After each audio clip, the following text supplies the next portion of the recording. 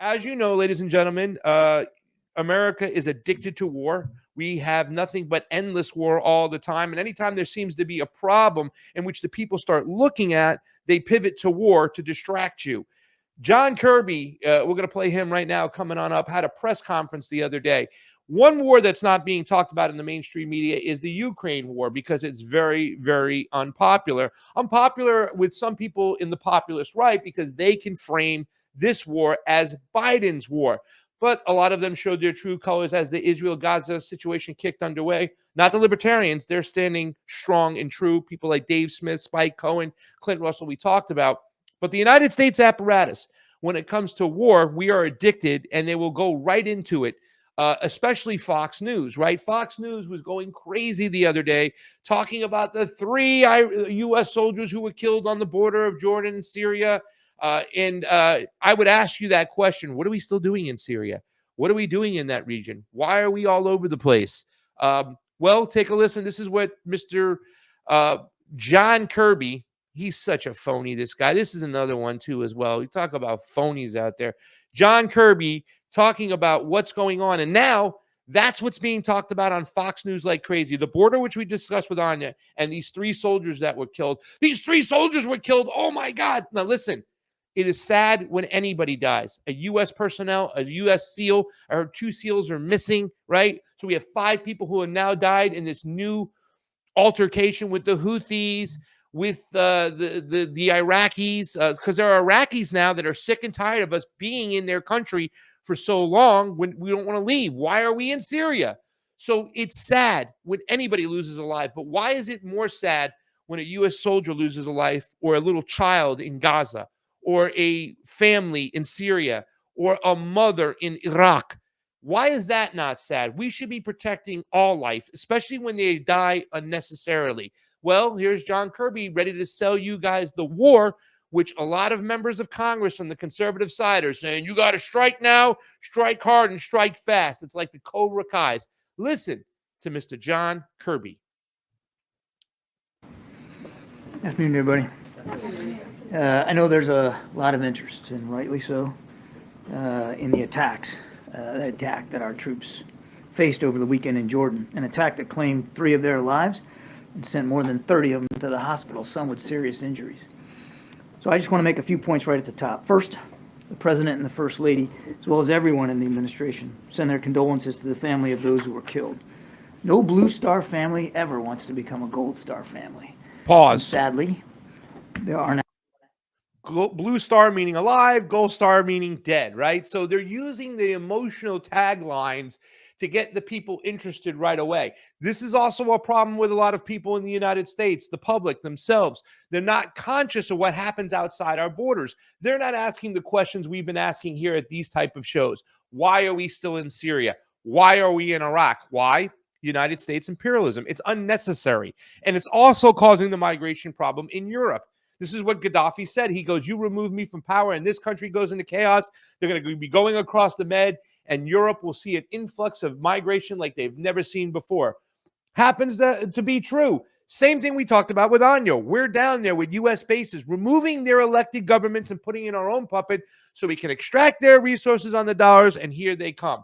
But guys like John Kirby, Jake Sullivan, Victoria Noodleman, all the people, Anthony Blinken, part of the foreign policy, military, industrial complex apparatus, they know how to use lines like this. We don't ever want to see a blue star turn into a gold star.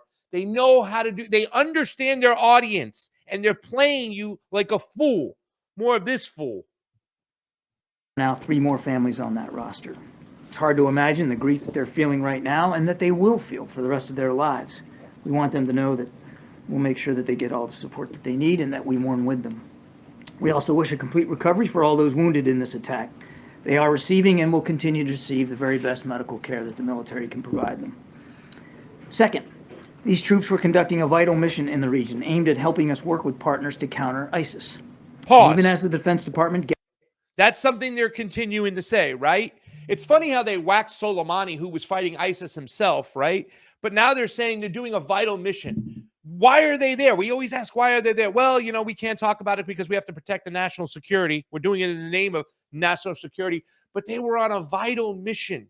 They've been on a vital mission for how many decades, and they continue to keep them on vital missions on many decades to come. But it's not the truth.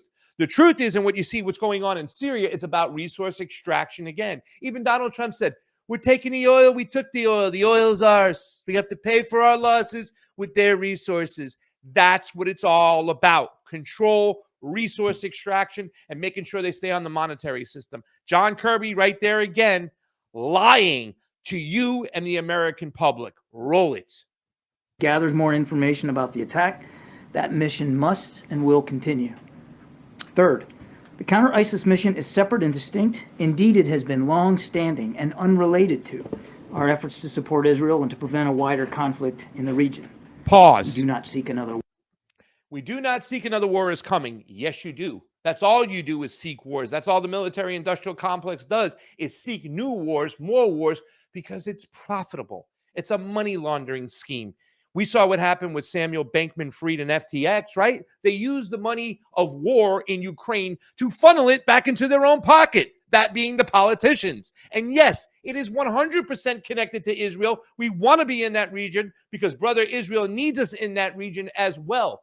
We work together with Israel. It's not about fighting ISIS. In fact, our presence there is feeding the growth of ISIS, of Hamas. That's what's feeding the growth of fanaticism of these groups, of jihad. It's our very presence that we're there, that we're building bases, and we're stealing their resources. Why do you think these countries hate us? They don't hate us because of our freedoms. They hate us because we're taking away their freedoms. And don't let me hear this phony thing that all Hamas and all the people of Palestine hate Jewish people. No, they do not. They hate their occupiers. If their occupiers were Mongolian, they'd hate Mongolians.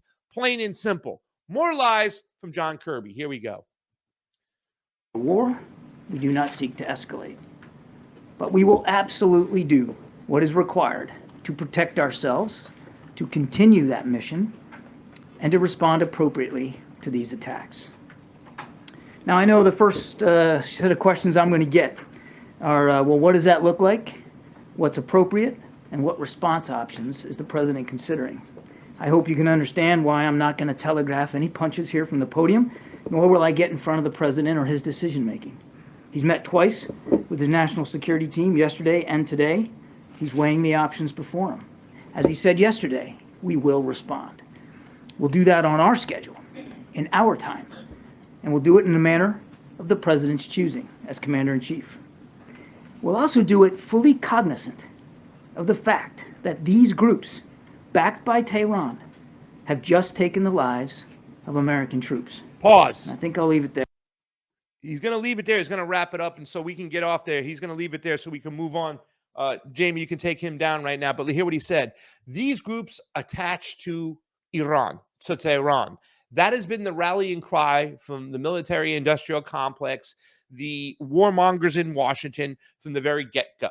Now, it used to be any type of Shia militia was automatically connected to Iran. In fact, one time Tulsi Gabbard said something about that, and some of the people within her own movement, her followers, called her out on that. Just because they're Shia doesn't mean they're connected to Iran, right? And even still, right now, this whole kind of lie, this kind of fairy tale that Hamas is supported solely by Iran is ridiculous. Hamas is mainly a Sunni militia, right? Coming from the brother Muslimhood, the Muslim Brotherhood, the Muslim Brotherhood in Egypt. So they'll say that anybody, because they understand that the American population is uneducated at this, shit, even George Bush didn't know the difference between a Sunni and a Shia. I don't know the difference between a Sunni and a Shia, but watch me hit the shot. Remember him? That dumbass? We have some of the stupidest people running this country, ladies and gentlemen, but that's what they're attempting to do. For the American foreign policy apparatus to have this to be a successful mission, they have to eventually go after Iran. They've been trying to go after Iran for quite some time. Hey, man, it was the CIA's first regime change when they moved Mossadegh and put in the Shah. So they want to get back over there and get that back under control. They don't like the fact that the people of Iran have a say-so in their own country. They don't like the fact that Iran has their own national sovereignty. Fiorella just went over there not too long ago, and she can tell you a lot about that country, right? So that's what this is about. They're going to constantly tie it to Iran. Let's get into this right over here real quick. You can take that down, and we'll talk about this. This is from antiwar.com, our friends over there. This guy over here, Not only is he smart, he's good looking too. Dave DeCamp says the Pentagon admits it has no evidence Iran was behind the drone attack that killed 3 U.S. troops in Jordan.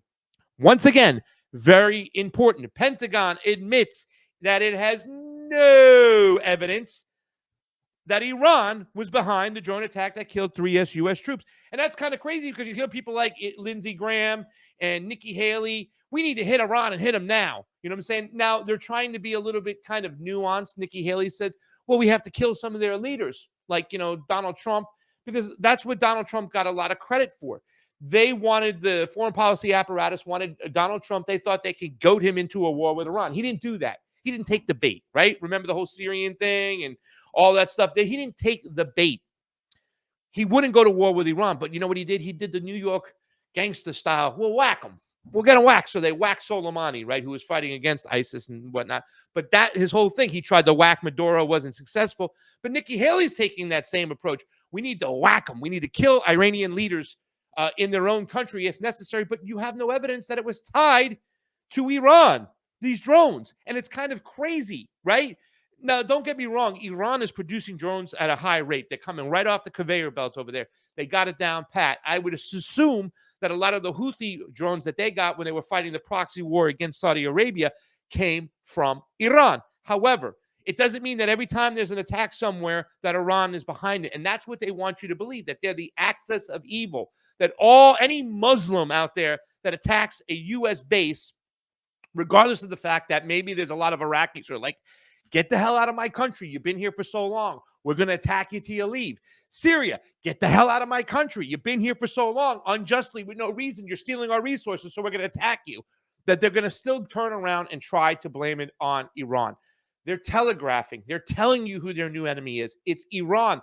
That's who they want to go after. So any attack from any Muslim group whatsoever, be it Sunni or Shia, Iran will get the blame. The Pentagon on Monday said Iran bears responsibility for the drone attack in northeastern Jordan that killed 3 U.S. troops, but admitted it has no evidence that Iran was directly involved. That one paragraph says it all, ladies and gentlemen. And I don't mean to get emotional over here, but they're really trying to amp this up. They have no evidence that they were directly involved, but they bear responsibility. What? Pentagon spokeswoman Sabrina Singh said that the responsibility fell on Iran due to its support for Iraqi Shia militias the U.S. believes carried out the attack. In terms of attribution for the attack, we know this is an Iran-backed militia. It has the footprints of Hezbollah, but we're not making a final assessment. We're just going to throw it out there, let the American population believe that it's from Iran. We have no evidence. We're going to throw it out there. She said at a press conference, Iran continues to arm and equip these groups to launch these attacks, and we will certainly hold them responsible. When asked if the U.S. knew Iran and Iranian leaders were actually behind this attack, as in planned, coordinated, or directed it, Singh admitted the U.S. had nothing to show that. Nothing to show that. Nothing. No evidence, but yet you're still going to pin it upon them? It is madness. We know that Iran certainly plays a role with these groups. They arm and equip and fund these groups. Once again, this has to do with the fact that the American population has a lack of education when it comes to what happens outside their borders. I'm sorry, ladies and gentlemen. I am very happy that in the populist right or conservatives or Republicans, when it was polled about their issues, that foreign policy is shot up. 14% of the country now of Republicans are now interested or at least paying attention to foreign policy. That was up from like 7%. And at one point it was 4%. It's always low, and I'm very happy about that.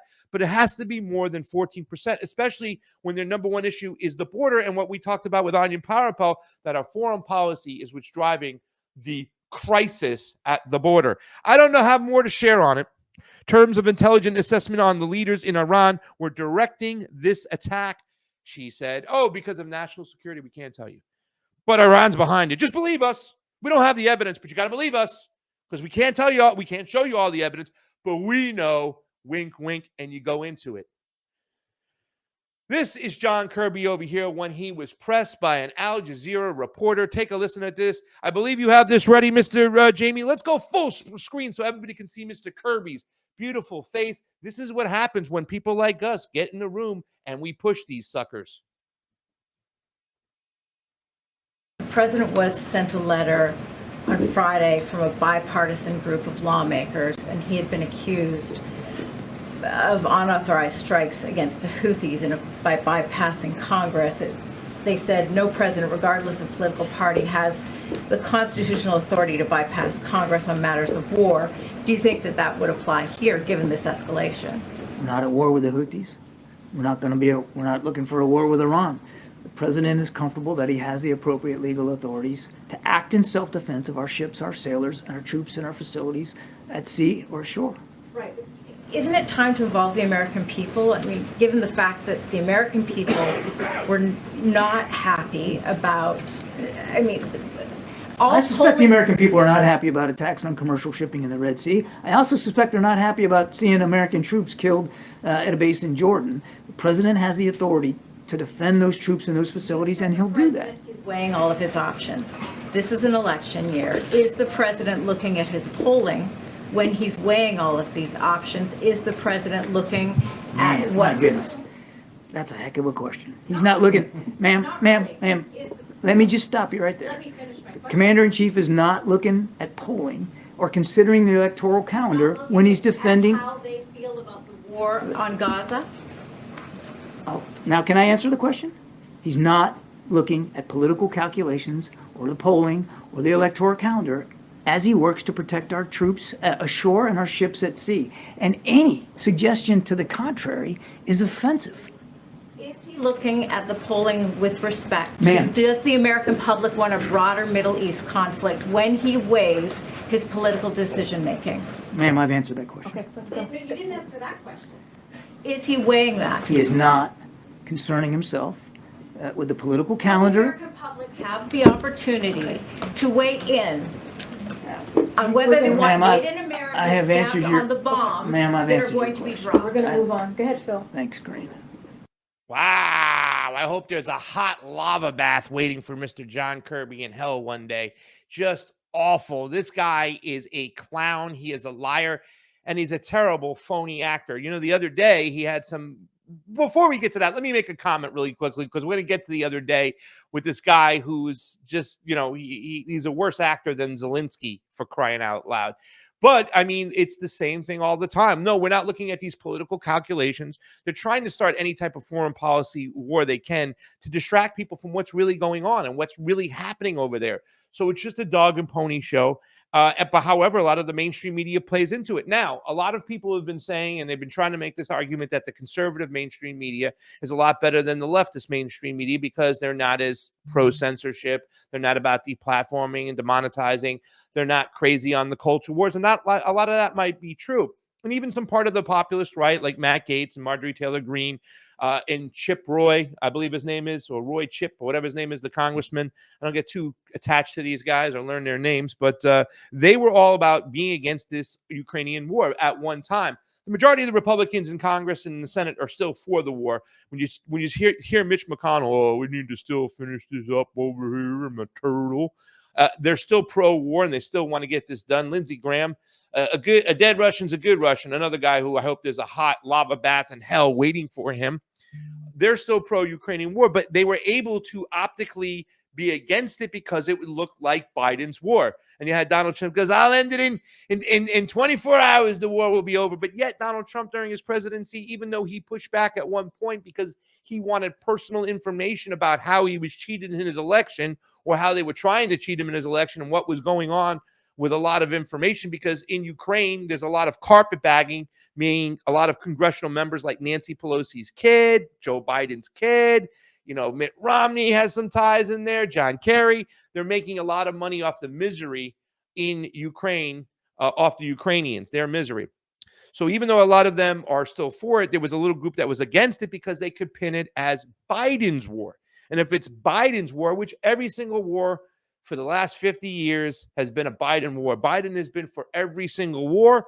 I remember at one point he was trying to label himself as being against the surge and being in Afghanistan, which we saw him on the campaign trail talking, I was for the surge. I was one of the first.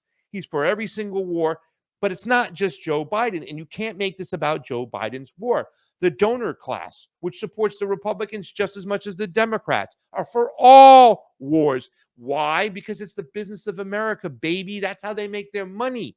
So even though some of them appear to be against it, they showed their true colors, and they're going to show their true colors when it comes to this situation over here.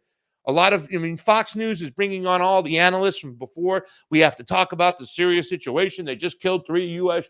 Soldiers. Why are the soldiers there to begin with? Why? Just like in Latin America, it's an occupation. Now, as far as being bad actors and just showing you how phony these people are, this is John Kirby over here, who's going to act like he's sad when people are talking and bringing up about the civilians, specifically the dead babies in Gaza. Check this out. And think that any ethical, moral individual could justify that. It's difficult to look at the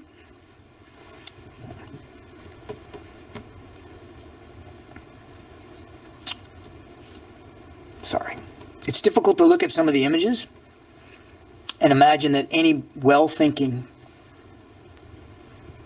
serious, mature leader would do that. So I can't talk to his psychology, but I think we can all speak to his depravity. I'm sorry. Get the screen off, please. And think... No, I can't. Please. I'm crying. Because the level of bullshit from John Kirby is up to here. And the smell's making my eyes water. And how do we know he's full of shit? I'm sorry. But the Pentagon admits it has no... That's not the one I wanted. Hold on. This is how we know. Because the U.S. troops put on standby for potential U.S. ground involvement in Gaza. The United States, they try to act like they're sympathetic to what's going on in Gaza, to all the civilians that are killed, to the babies being pulled out of the rubble. They act like they care. They act like they're really trying to get into the Netanyahu's government's head and say, can you slow it down? Can you ease it down? But they don't talk of a ceasefire. And here's something else they don't do. They don't stop funding them. They don't stop arming the Israeli government. So all their crocodile tears for Mr. Kirby are what they are. Shit. The U.S. is putting troops on standby for a potential involvement in Gaza, ladies and gentlemen. So you know it. U.S. Air Force personnel in Iraq received a memo in January ordering them to be on standby, to be ready to support the potential U.S. ground involvement in Gaza. The Intercept reported on Tuesday. I'd like to see if this really does happen and you see American troops go in there. I want to see what the populist right does, the conservatives. See, right now, the left, these squad members and these people who are saying, let's get a ceasefire, they have political cover for their choices right now. In other words, they know they can take a stance over here to make it look like they're sympathetic to the Palestinians because they know nothing's ever going to happen in the United States. It's kabuki theater, ladies and gentlemen. They're like, go ahead. You could have a group of you. There's 80 of you, less than 100. Go ahead. You can call for a ceasefire, but we know it's not going to happen. And they know it's not going to happen because they understand that all these congressional members have dual citizenship when it comes to Israel, and they're bought off by AIPAC. They know it. Plain and simple. The memo contained orders for the airmen to be placed on standby to forward deploy to support troops in the case of a ground war, U.S. involvement in the Israel-Hamas war. A separate personal document also obtained by the Intercept showed the order was meant for personnel deployed to Iraq last year. So I want to see what they do if there's U.S. troops that get on the ground and they start dying in this war. Because let me tell you something. I don't think there's a lot of U.S. troops that are prepared for this type of war. Just like the IDF, they're used to firing from afar and then coming in and mopping it up after. However, Hamas has what I call tunnel warfare. They're dug in deep like an Alabama tick and they ain't coming out. So this hand-to-hand combat, the IDF is not ready for. And they're hemorrhaging bodies over there. They're keeping it quiet, just like they kept it quiet when it came to Ukraine. How many Ukrainians are dying? They're keeping it quiet. So if they start sending in U.S. troops and all of a sudden the bodies start piling up of U.S. personnel, I want to see what the congressional members the conservatives that are pushing this, and the establishment members like Nancy Pelosi and any other, Liz Warren or any of the other Democrats that are also pushing this crap, Debbie Wasserman Schultz. I want to see what they have to say when the U.S. bodies start piling up. And more importantly, if this happens, what is the public going to say? When are a lot of these people who are so pro-Israel go, enough is enough over here, right? They ask the question all the time, Matt Gaetz and Marjorie Taylor Greene, is Ukraine the 51st state? Well, I asked Marjorie Taylor Greene and Matt Gaetz, is Israel the 51st state? And are we going to really go in? YouTube still plays those crazy games where they like to unsubscribe people for whatever reason. I don't know if it's part of an algorithm or whatnot, but make sure you're subscribed and make sure you hit that bell and like, share, subscribe to the show. We're going to have this whole show clipped up. We're going to do it the same way we've been doing it on the Convo Couch for many years. We do a whole show, a live show, and then we have certain segments. We're going to repost the segments out there so you can share the shorter versions of the subjects that you like or that you want to share. And that's the most important thing you can do. A lot of us don't have any coin to spare, but we can share, right? That rhymed. We don't have any coin to spare, but we can share. So do me a favor and share.